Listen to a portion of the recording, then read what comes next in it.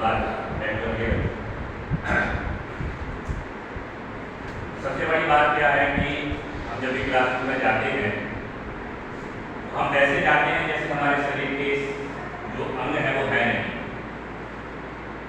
शरीर के जो अंग है वो है टीचिंग एड, सहायक सामग्री। यदि आप क्लासरूम में जा रहे हैं या हम जाते हैं तो उस समय हमें इन सारी चीज़ों का हमें उपयोग करना चाहिए, जिसके बारे में आगे चल करके मैं डिस्कस करूँगा।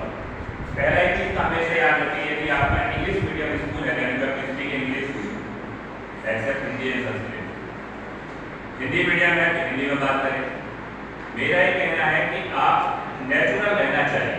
यदि आपका संस्कृत का क्लास है तो आप संस्कृत में बात करें, और most of the schools they are having English medium school, so we have to speak because in English not in Hindi। मैंने कई बार देखा है इंग्लिश की टीचर हिंदी में बात करते तो पहली बात तो दिमाग में बैठा है कि आप एकदम कंफर्टेबल होकर के जाएं कि हमें इंग्लिश में ही बात करनी है। एक साल आपकी इंग्लिश गड़बड़ हो सकती है, 2 साल हो सकती है, very will come in the third year when your English will be good up to the mark.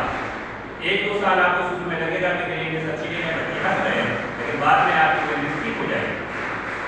यदि आप चाहते हैं कि आपके बच्चे आगे चल करके आपको पूरी जिंदगी भर ऐसे ही कहानी देते रहें कि सर आते हैं कंफर्टेबल नहीं है, बोलते भी ठीक से नहीं है, यदि यही आप करके मैं बहुत सारी गलती करूँ तो आप ये कहेंगे कि आप बकवास सेशन है, कैसे सर है, कैसे पढ़ा के चले गए, इससे ज़्यादा तो नॉलेज हमें ही। आज की जो जनरेशन है वो हमसे ज़्यादा नॉलेज है उनके पास। मुझे भी कई सारी चीज़ों को कराने के लिए, टेक्निकल चीज़ों को कराने के लिए उनका सहारा लेना पड़ता है। इसलिए आप जब भी क्लास में जाएँ तो तैयारी के साथ क्लास में जाएँ, और उसकी तैयारी का सबसे अच्छा तरीका है कहीं आप थोड़े बहुत डर मारते हैं तो उस समय ये टीचिंग एड जो है आपकी बहुत मदद करते हैं। उस समय आप अचानक से अपने चीज़ों को चेंज कर सकते हैं और फिर इन सारी चीज़ों का आप उपयोग कर सकते हैं। कहा जाता है कि शिक्षण प्रक्रिया का समर्थन करने के लिए हमें इन टीचिंग एड्स का यूज करना चाहिए, सहायक सामग्री का हमें यूज करना चाहिए। मैं समय हमारे पास बहुत कम है, हमें आधे घंटे का समय दिया है, मैं जल्दी से अपने टॉपिक को कवर करता हूँ और सबसे पहले इस टॉपिक पर ही आता हूँ। शिक्षण सहायक सामग्री है क्या? एनीवन करेक्ट में विदाउट थिंकिंग? शिक्षण सहायक सामग्री किसे कहते हैं? क्या है? यस, मैंने उसी पे हिंदी में लिखा है कि शिक्षक कक्षा में शिक्षण प्रक्रिया का समर्थन और बढ़ाने के लिए करते हैं आकर्षक प्रभावी छात्रों के लिए सुलभ शिक्षण। कई बार ऐसे कैडेट होते हैं हमारे सामने, आप लोगों के स्कूल में कैडेट बोलते हैं, स्टूडेंट बोलते हैं, तो ऐसे हमारे पास छात्र होते हैं, ऐसे छात्र होते हैं जो अलग अलग लेवल के होते हैं। कोई कमजोर भी हो सकता है, मीडियम लेवल का भी हो सकता है, हाई लेवल का हो सकता है। हमें तीनों को ध्यान रखना पड़ता है। जब तीनों को ध्यान रखना पड़ता है तो हमें सबसे नीचे वाले लेवल वाले बच्चे के लिए ध्यान रखना पड़ता है कि इसको कैसे सिखाएं।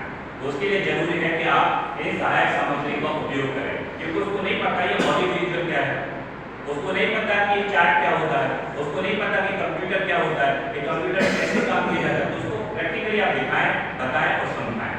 फिर समग्र शैक्षिक सहायक सामग्री शिक्षकों को जानकारी साझा करने, अवधारणा को प्रस्तुत करने और सक्रिय भागीदारी सुनिश्चित करने में मदद करता है। कभी आप जाएं और ये हेडफोन लेकर के जाएं, उनसे कहें कि आप कंप्यूटर पर इसके माध्यम से हमने जो लेसन डाउनलोड किया है या उच्चारण में जिसका शुरू करने जा रहे हैं वो आप इस पर सुनेंगे। जिस दिन आप किसी एक सामान्य छात्र को इस तरह का टीचिंग एड का उपयोग कर सिखाएंगे उसके पेरेंट्स पर आपके कितना प्रभाव पड़ता है। वो पेरेंट्स क्या सोचेंगे, वाह हमारे इतने कमजोर बच्चे के प्रति भी एक एक टीचर्स का कितना ध्यान है। तो हमें उस पर ध्यान देने की वजह से जो बहुत इंटेलिजेंट है हमें उस पर ज़्यादा ध्यान देना है जो कमजोर है। अच्छे को तो दुनिया अच्छा बनाती है, उसमें कोई बड़ी बात नहीं। कोई महान व्यक्ति है उसको महान बनाने में कोई बड़ी बात नहीं, कोई अमीर है उसको वरदान देने में, पैसा देने में कोई बड़ी बात नहीं। हमें उस छोटे बच्चे को उठाना है जो एकदम हुआ है, हुआ का मतलब है शैक्षिक रूप से कमजोर है, जिसका ज्ञान